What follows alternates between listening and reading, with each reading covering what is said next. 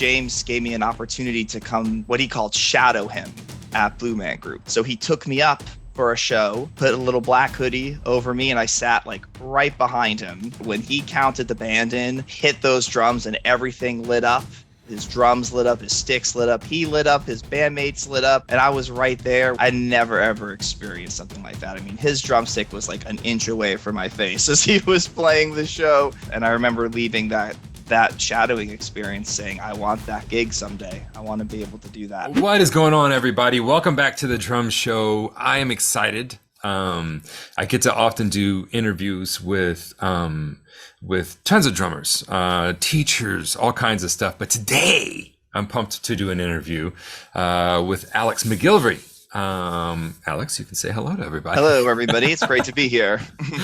And Alex is a former student of mine, and I was just telling him, Grant's the community manager here at SDS, and we have wanted to for a long time interview students in the Drum Better Daily program, because we have students that, you know, I run an online drum school. I have for 12 years. And so the goal is that whatever the students' goals are, I want to match with those. So if they're, you know, I've said this before, if they're a heart surgeon and they just want to use it to de-stress, well, I don't want to be bugging them and stressing them out with the thing that's supposed to be fun for them, right? We want to keep it in that zone. If they want to play in a country band, I use these examples because these are actual examples. If they want to play in a country band, you know, cool. Let's put you in that direction. Let's give you those resources that are going to give you the facility to do that. If they want to play professionally, okay, we can go there. Let's like go deep as we want to. You want to be a weekend warrior? That's great. Your kids are learning an instrument. You want to play with them? That's great. So we have students that are succeeding, and I don't even call it at all levels. They're just succeeding how they want to succeed. That's what I always tell people. I'm like, you really need to dissect and look at, what does success look like for you? Like, what does it feel like? What does it look like? That way you know when you got there. In other words, there's no like ambiguous, I made it. You know, it's like we're going to be trying our whole lives to make it, air quotes, whatever that means. But if we outline, like, to me, this is success, then when we hit those, not if, but when we hit those markers, we can set new ones, you know, and that always keeps us moving forward. So Alex posted in the, I think it was the Facebook group, wasn't it? It was the Facebook group. Yeah, excellent. He posted, so he's playing for the Blue Man Group now, and which I'm excited to talk about. I may or may not have told you. I actually looked at auditioning for the Blue Man Group whenever I was first out of college. Mm-hmm. Turns out I was the right height and the right, you know, composure. You know, they had like back then, I don't know if they still do, but they had some strict confiances, like what they accepted as blue man size and body type and everything. But I was also looking at, you know, I was married. I needed to find money. So I looked at going into the services. I looked at, you know, going on cruise ships. Instead I came to Nashville and slummed it for a couple of years. So, but yeah, so, all right, take me like, I always hate it when they're like, take me back to the beginning. But seriously, like, I actually don't know much of your story. I'm interested in it though. And so kind of take us back, you know, when you started drumming, how you've gone through learning and how you wound up. Now, just so everybody knows, the Blue Man Group is not Alex's full-time gig. He has a day job, and then he also does the Blue Man Group. So this is kind of what I love is, this is some of the most successful musicians I know have a pretty great day job they enjoy, and then they also have this music outlet that they get to do too. In other words, they don't feel like all of their income needs to come from music to be considered a musician, a working musician, a successful musician. They also have other interests and other talents. So with that being said, all right, so how'd you get started in drumming, man? Sure. I started my drumming journey in 5th grade.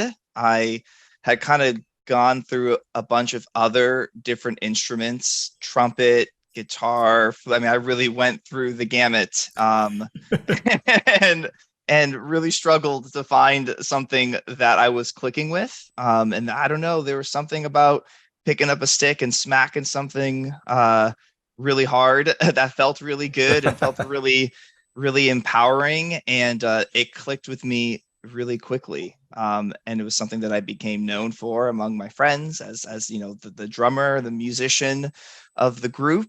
And I kind of took it off from there. And as I progressed through grade school, as I progressed through high school, thinking about the things I wanted to do with my life, drumming was always kind of a part of that journey. I went to a high school where there was a lot of really, really brilliant, smart people. So when they were all getting into like Harvard and Stanford and all these really crazy colleges, I was not even close to, being in that level.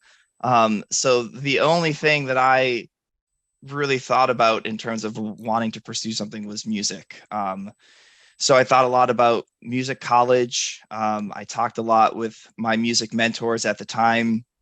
And they said, if you're serious about pursuing drums, you've got to get in contact with this guy. His name is James Murphy. He's kind of like the Boston guy. And I said, yeah, that's what I want to do. So I got in contact with James. James at the time and still currently is one of the drum set players for Blue Man Group in Boston. So Very cool. that was the first kind of connection there. But at the time, I just wanted to get into music school. So James really kind of whipped my butt into shape so I could start reading, start playing multiple styles, start expanding beyond kind of the punk rock drummer, I guess that I would call myself, So James was a teacher for you, correct? Yes, James Yeah, was a teacher for me. that's funny. I started out in punk rock too, so I Yeah. totally feel you there. Yeah. Um, and then I got into music school. I got to Berklee College of Music. That's where I went to go study.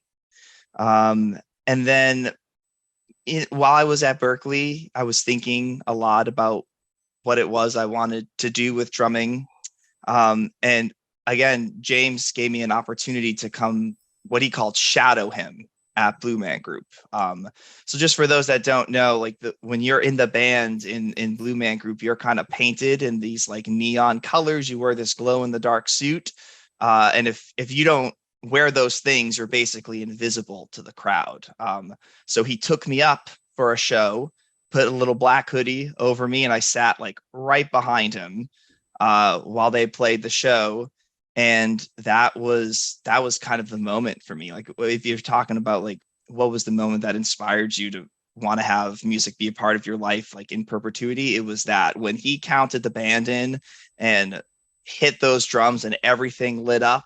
His drums lit up, his sticks lit up, he lit up, his bandmates lit up, and I was right there with the in-ear monitors in my ear, the sound coming through.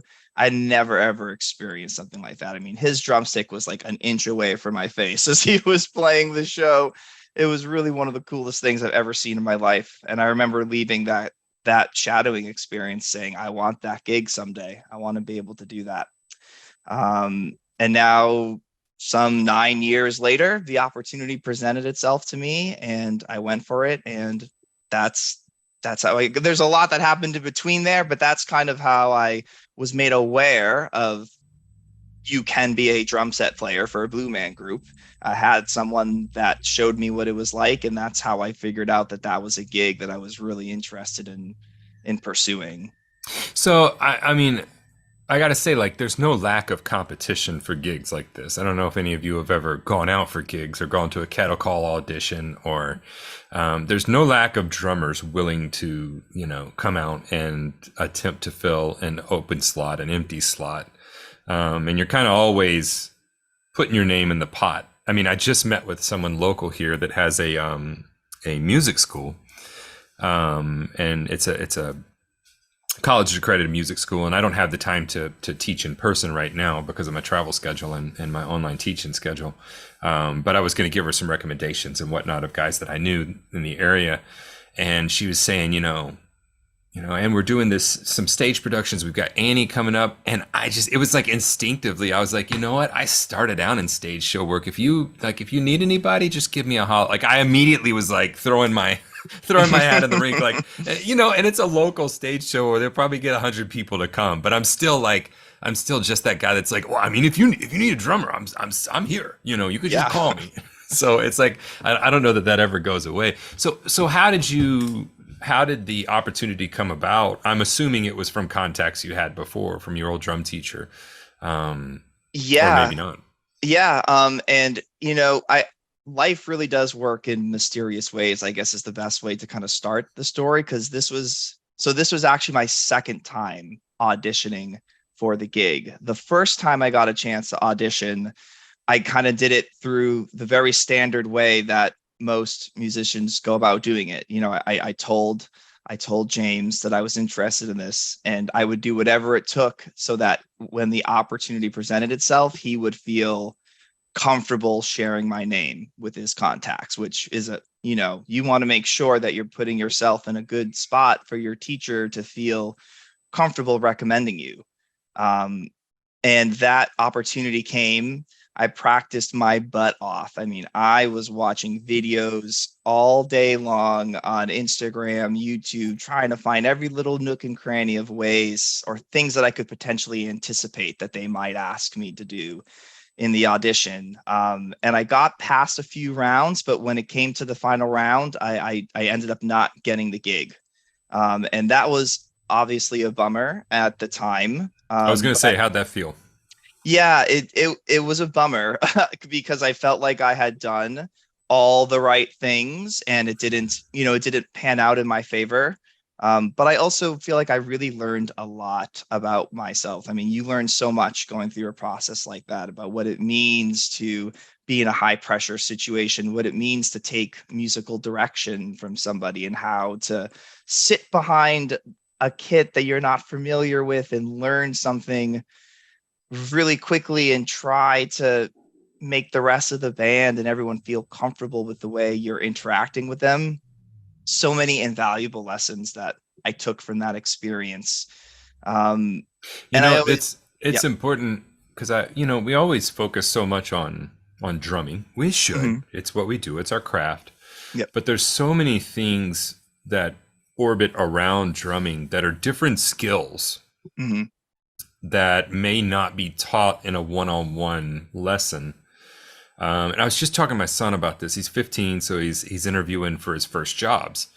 And he went to his first interview. And I told him, I said, don't expect to be good at interviewing. You've never done it, but it is a skill and you can get better at it. I said, there's the skill of actually doing the job they need you to do, but you have to get past this thing they called an interview, which has nothing to do with the job you're going to be doing. It's actually a skill. You can learn how to do it, Yeah. and so the first interview he did, they said, you didn't smile enough. And I'm like, Hmm. okay. So he came home and he was, kind of bummed. And I pulled him in a room. I said, okay, so let's go over some things. And we workshopped it. We were like, hey, here's how you stand. Here's how you look them in the eyes, shake their hand. Don't shake it too hard. Don't shake it too limp. Hmm. Don't, like we're going back and forth and I'm kind of showing him this stuff. And I said, okay, the next one's going to be better, man.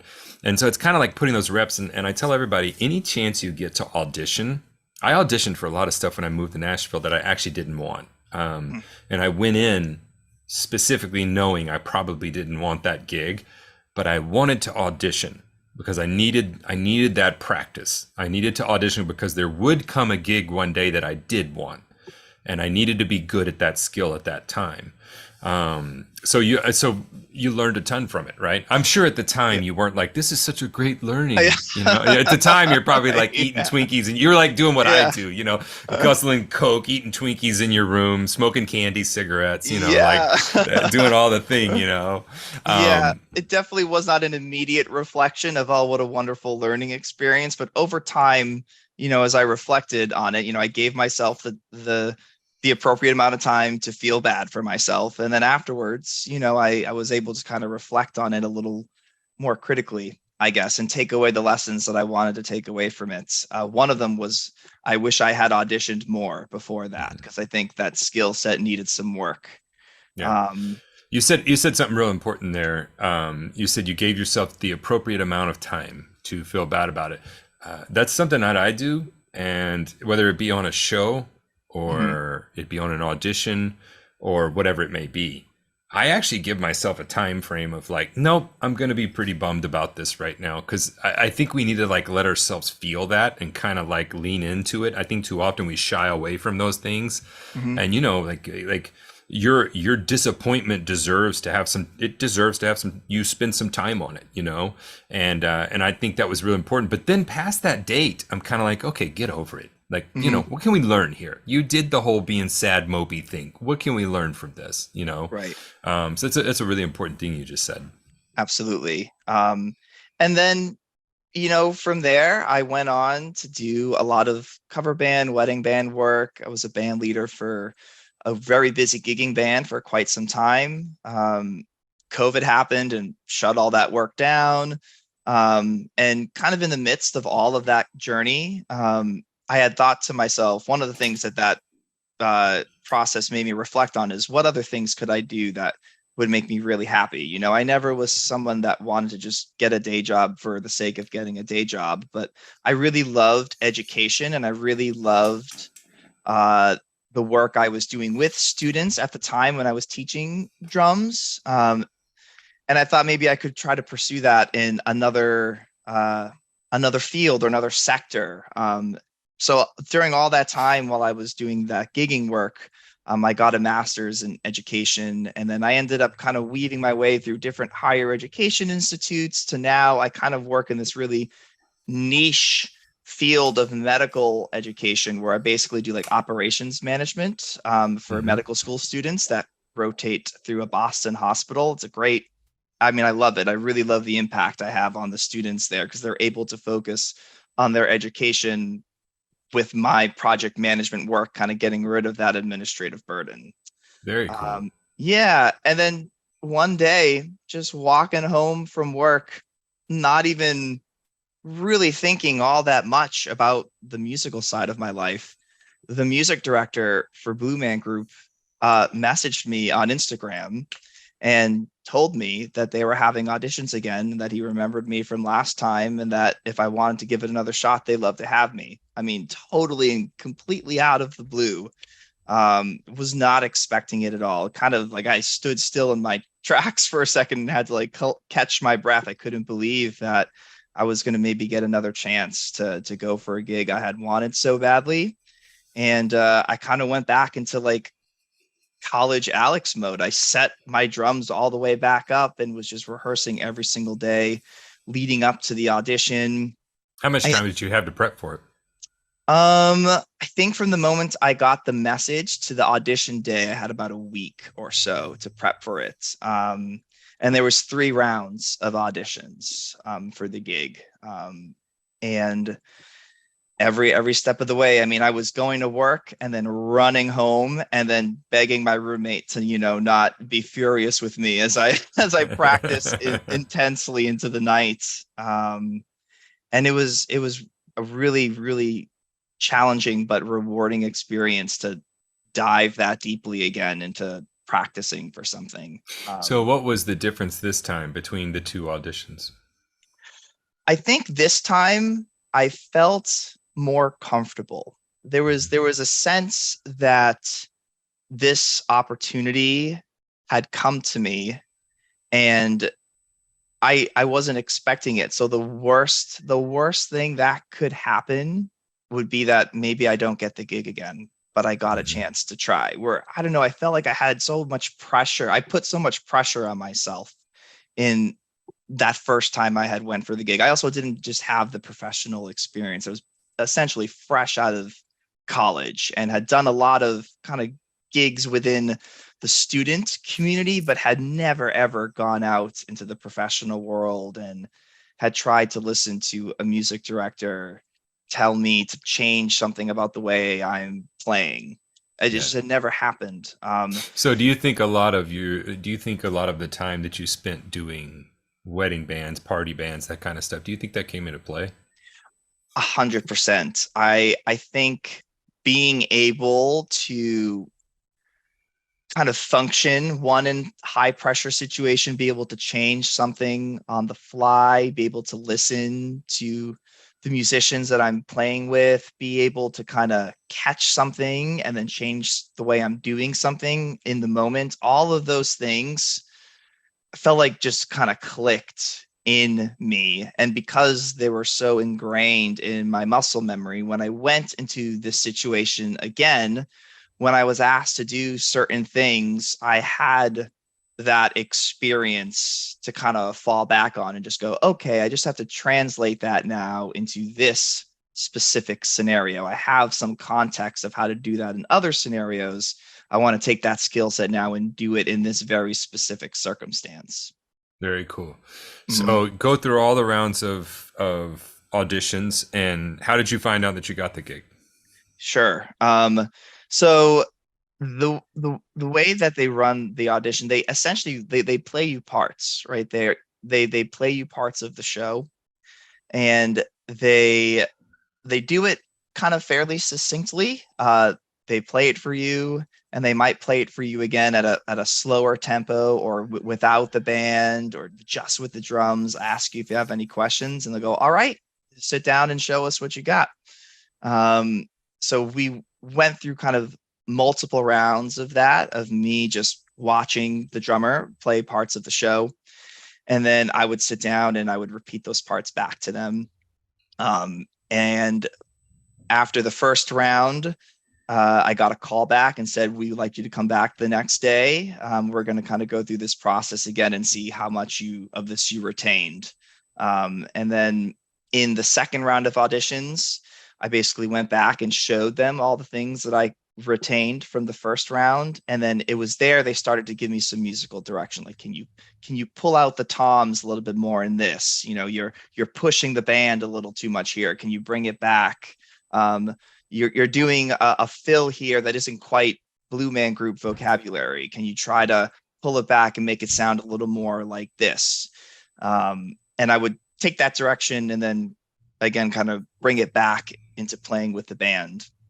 And then in the final round, I believe it's the music director from New York came down to watch me play I with the mean, band. for deep inside, I wanted it to be like a knife fight or something Yeah, between you and one of the other, people audition. Like, all right, you two get in that room. The one yeah. that walks out has the gig. Just a sword stick fight with drumsticks. Exactly. um, but yeah, then the music director came and watched me perform. I took musical direction from him as well. Um, and that's kind of like the meat and potatoes of it. It's basically a call and response. They're showing you parts of the show, and they want to see if you're able to emulate that with their energy, with their musical direction, and also if you're able to adapt to the things that they want you to do. A lot less about being able to do something really fast or do something really crazy. It's, can this person listen to his band or their band, and can they take feedback from us and implement it into their playing. So I have felt really good. I felt I had done a pretty good job, and I had asked, like, when do you think like this is gonna? When do you think people are gonna hear from this? And there's it's like, well, we think within the next day or so. So I might have gotten the worst night's sleep in my I entire was gonna life. say, all right, Then well, you just set me up to not yeah, sleep at yeah, all. yeah. I may have gotten the worst night's sleep in my entire life because I had felt so good about it that I was like, I really think that someone's really gonna have to outperform me here. And then the next morning I was at my day job, just I don't know, I think I was like answering an email or something, and I saw a phone call from the stage manager come in, and I just ran outside of the hospital. I picked up the phone, and they said, we'd love for you to come on board and join the band. And it was like that moment that every, I think, student, every drummer, every musician dreams of, to get the call that says you got the gig. I mean, it was very hard to focus the rest of the day. That's awesome. All right, so now you had told me this isn't a full time gig for you, so you're not the full time drummer for it, correct? Correct. I'm one of the part-time guys. Okay, cool. How many of those are there? So we have 5 drummers in total in the Boston show. And Okay. we all kind of split it to varying degrees. But there's a full-time guy, and then the rest of us sort of split the workload depending on our schedules. And some people want to gig more than others do. So it all just kind of depends on the month-to-month schedule. Now, some people are going to ask, why doesn't the full time guy play all the shows? There's too many. There's too many shows throughout the month for that person to do. And So also, does he pick the shows he wants to play, or is he on a pretty set schedule? um, he he makes the schedule for all of us. Okay. And we give him our input. We'll say like what our schedule is and what we're able to do, what we're not able to do. And then from there, we kind of build out a schedule that makes sense for all the drummers. Okay. Very cool. Very cool. So how many shows a month are you getting to play? It depends on the month. Like right now, we're about to head into April, which is a pretty busy month because of April vacation school week. Whenever Mm-hmm. school is out, the amount of shows really ramps up. So in April, I think I'm on something like 8 or 9 shows. Okay.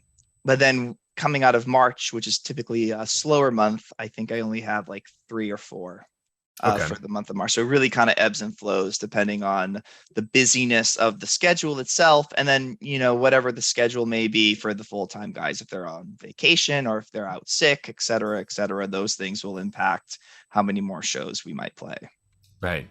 Okay. So this, and I want to pull a couple things out of this because I always like to, I mean, it's one thing to, I mean, I just got off an interview with Daru, and Daru is an amazing drummer. He's here in Nashville. He's played with Jack White for many, many years, along with all the work he's done with the hip hop community.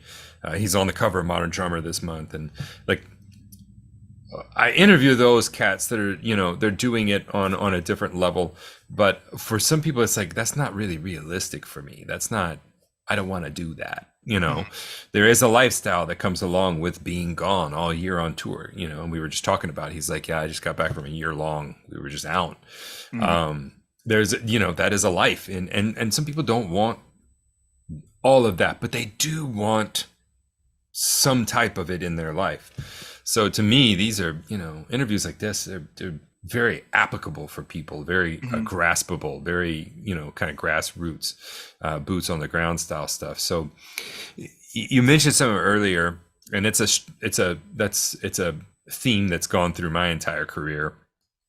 And that is your drum teacher.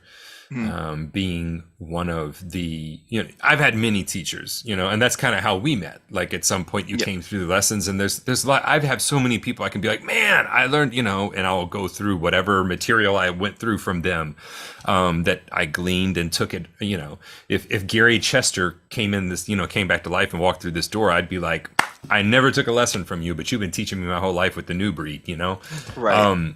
And so I think it's interesting that you said, you went ahead and you vocalized to your drum teacher that you were interested in gigs, you were interested in playing out, and then you put in the work to show him that you were. And what a lot of people don't understand is that as a drum teacher, especially when I was teaching in person, I was always looking for a student that I could suggest to a gig. I was always looking for a student because I'm going to have gigs I can't do.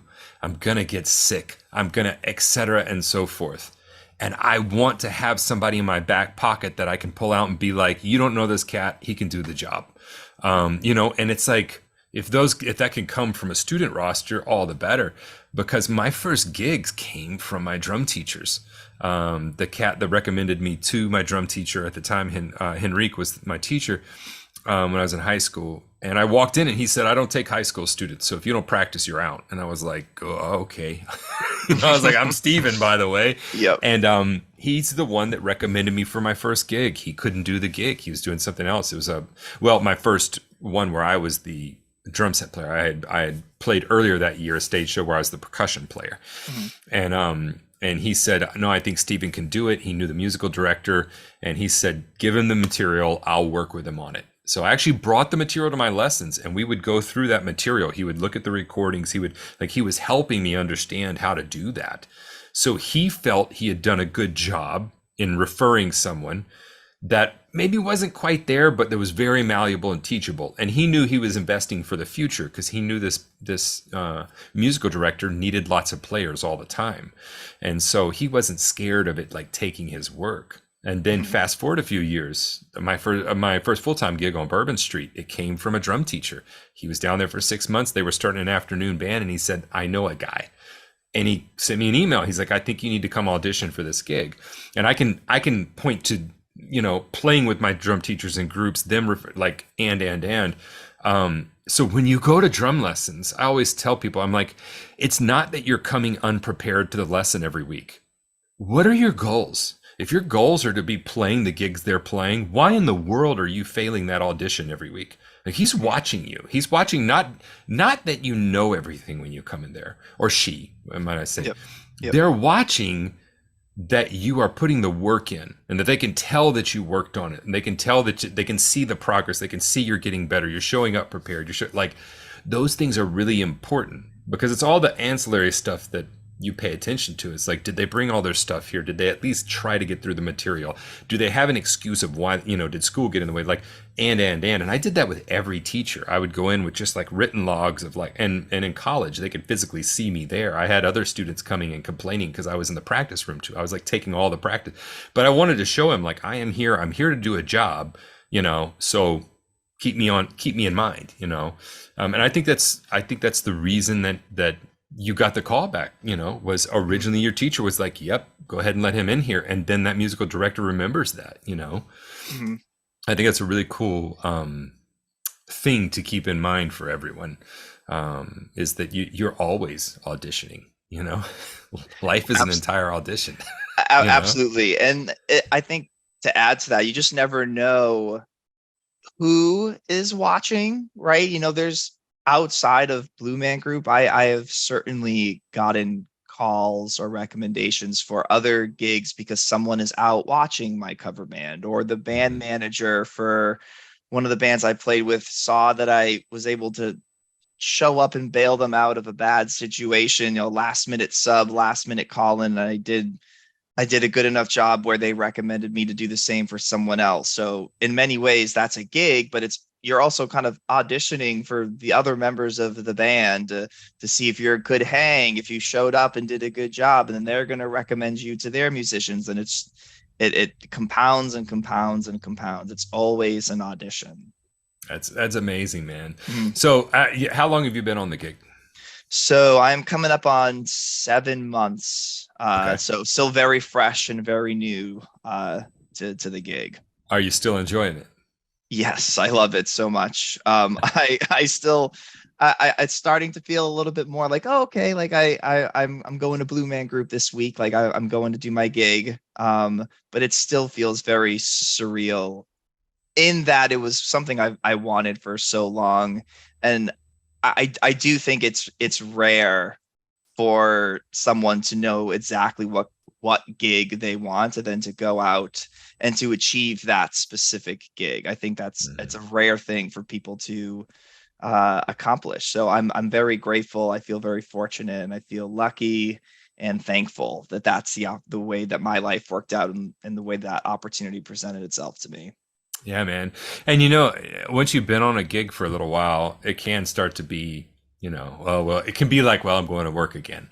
Mm-hmm. It kind of loses the new shiny thing, and something that, when I was on Bourbon Street, of course, I was playing 5-6 nights a week, 4 or 5 hour shifts, sometimes a double during the day, depending. Mm-hmm. So I may have played a 4 or 5 hour shift before, taken a break and was playing another one.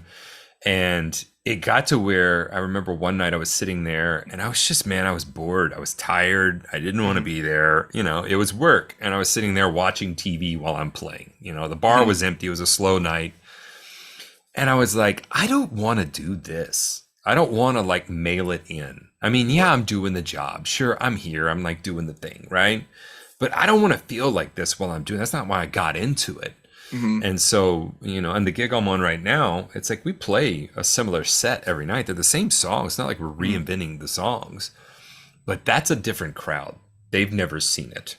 And my first drum teacher, when we were walking back, I had auditioned and gotten the gig on Bourbon Street. He was more excited than I was, by the way. He was like bouncing up and down. He's like, and he was real big on, even when you come in, you're having a rough day. He said, you got to remember those people worked all week and looked forward to coming to see you play. Specifically, they wanted to come to this club on this street, and they were coming to hear the music and to see you play. He said, so it doesn't matter what kind of day you had. When you step on that stage, the day's got to fall off of you, and you have to deliver because those people have been working all week to come. You are their enjoyment for the week for a lot of them. And I think, I try to take a couple seconds before I go on stage every night, no matter the venue we're playing, no matter if it's small or large.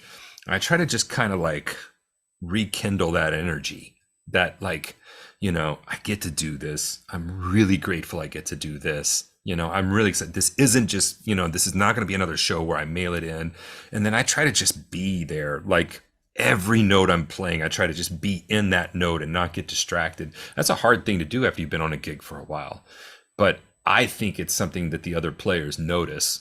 And I think it brings another level of life to the gig and to the band, that when they see a person that dedicated, that committed, that into it, after that, it kind of is, they want to get in on that too. So just as you get into that gig, I don't know, I started Absolutely. rambling there, maybe that's, but I have had gigs where it's like, okay, well, this is same old. And nowadays I'm just like, life is too short, man. This is cool. Not everybody gets to do this.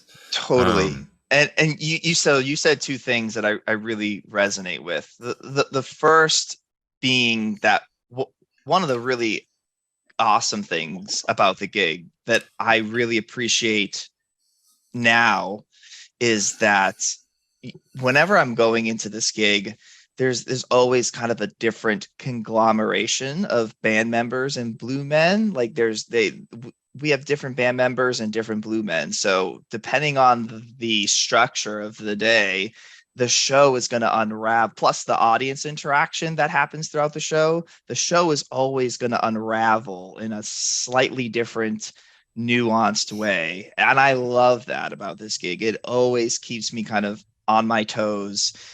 It's impossible to just kind of sit back and go, it's going to be the same as it was last week, as it was last month, because depending on who is playing the Blue Men that given day, or who are my bandmates that specific day, whoever's on zither or Chapman stick, or maybe they've switched for the second show, their choices they're going to make are going to be different, and it's going to influence the way I articulate myself on the drums, the way I try to soundscape the actions of the Blue Men that day. Maybe the audience is doing something that no one is expecting, so now we're in like a holding pattern, and we're all trying to figure out how we're going to get out of the moment that we're in.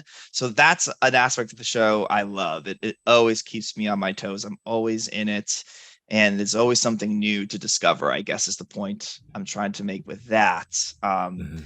And then the second part is that, like, everyone that comes to see that show, they've spent their hard-earned money to go and have a good hour and a half to enjoy comedy and a good music show. And the effort on a macro scale, from the actors to the musicians to the crew to the front of house staff, I mean, all of these people live, breathe, and die Blue Man Group, and they love what they do so much. And it is so evident from the moment somebody walks into the theater to the moment they walk out. And seeing all of that really inspires me to always constantly push to be better and to meet them at that level. To mail it in would be such a disservice to the show and to everyone else that is putting their best foot forward every single day. And I love that. I feel like I'm in this community that really cares about the product that we are giving out to people that are trying to enjoy a show. So every time I walk into that theater, I'm extremely grateful, and I'm inspired to try to learn something new and to try to be just a little bit better than I was at the last show. Yeah, and it's such a hard any job. That's a hard thing to remember. There's a great book called Musicking, and it's I forget the artist or the author's name, but it talks about music being a community thing, and it's not just the musicians up there, it's the crowd, it's the people that made the chairs you're sitting on, it's the people that serve the food, it's the people that clean the venue. Like everybody is a part of, it's the people that made the light fixtures. Everybody is a part of the act of creating music. It's not just the musicians. I believe anything can be an art form. I was talking to somebody earlier today, and they were expressing the importance of the arts, and and I was saying, I don't care if my kid's passionate about marbles. I'm going to dive into that with them. I just want them to find their passion. And they said, yeah, but marbles are different than music. Music is art. And I'm like, no, it's not. Marbles can be art. Like it depends on your view of it. I don't want art to be that narrow. If you've ever gone on a date and you get a really bad waiter, it's like you waited all week, you asked the girl out, you've been nervous for like 3 days, you Mhm. saved money, you probably shouldn't be putting towards a date, but you kind of want to Mhm. take a chance on this girl. You go out to this restaurant and this cat's having a bad day, and so he's just gonna piss and moan all over your date. And what's the thing you remember? It's like she remembers we had this horrible wait, Right. it's like that can affect it so much. And I think it's the same way with what we do with music. It's like, our demeanor, how we approach it can really have an effect on everyone else's experience, even the other musicians. Can't tell you the number of musicians that have been fired from gigs because they were lame. They Hmm. were just lame to be around. They were always complaining. They didn't want to be there. They wasn't paying enough. The food was bad. It's like, shut up. Hmm. Come on. Not Yeah, everybody gets to do this, I know. Hmm. So, There is definitely every time I go up there we go up into the band loft. There's like I'm always when I sit down behind that kit, I remember that at one point I was watching from afar, wanting to be behind that kit, and I never take for granted that now I am sitting behind that kit, and I kind of take a moment to reflect on that, and then it comes time. I hear them finishing up their part downstairs. I know I got to count the band in, and then it's we're into the show, and it's yeah, it's awesome. Yeah. we had one of the guys on the crew. Uh, we had a run of shows with great artists and great band. Cody Johnson. We went with Cody Johnson, Randy Hauser, and so they're very big venues. We were Mhm. playing arenas, and that only matters because of what I'm about to tell you.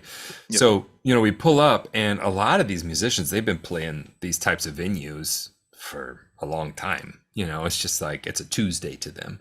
Yep. And one of the guys on the crew we were running, he was new to these types of venues. He had worked in great studios. He had been, and he was excited about it. And we were kind of setting up on the wings, waiting for our turn to sound check in this massive room. It's like, and so he said, man, I mean, a lot of these guys have done it so much. It's just kind of like they're not really excited about this, and you kind of feel bad and don't want to be excited about it. But this is my first time to do a venue like this, Mhm. and I looked at him. I said, no, you should be excited and you should talk about it and you should be pumped about it because not many people get to do this. I said, this Right. is like, don't take it for granted, and I Mhm. said, this is actually really cool. And so later we were loading onto the stage and he walked past me and he grinned and he said, pretty effing cool, huh? Yeah. I was like, yeah, you better believe it is, Yeah. So, Mhm. but it's like we got to give ourselves permission to be happy, to be excited about what we're doing. Mhm. So, well, very cool. I don't want to keep you all day. I just wanted to kind of shine a light on, perseverance, success, hard work. I'm proud of you. I'm proud for you, Thank you. for what you're doing. I'm excited to see what you do next. Thank you. I think it's gonna be great. So thanks for taking the time to chat with me and share your story. Of I know I course. learned a lot from it. So, Great. um, I was really honored to be asked. Thank you for having me. oh, you bet, you bet. Well, everybody, I will let everybody go. Practice this week. Set your goals. Figure out what you want to do. Why you want to do it. Then you'll know when you get there. Maybe you're like Alex. You're like, I want to play in the Blue Man Group. Hey, maybe it takes 10 years. We don't know. We don't know. Just keep going towards the goals. And I will see you here in the next episode.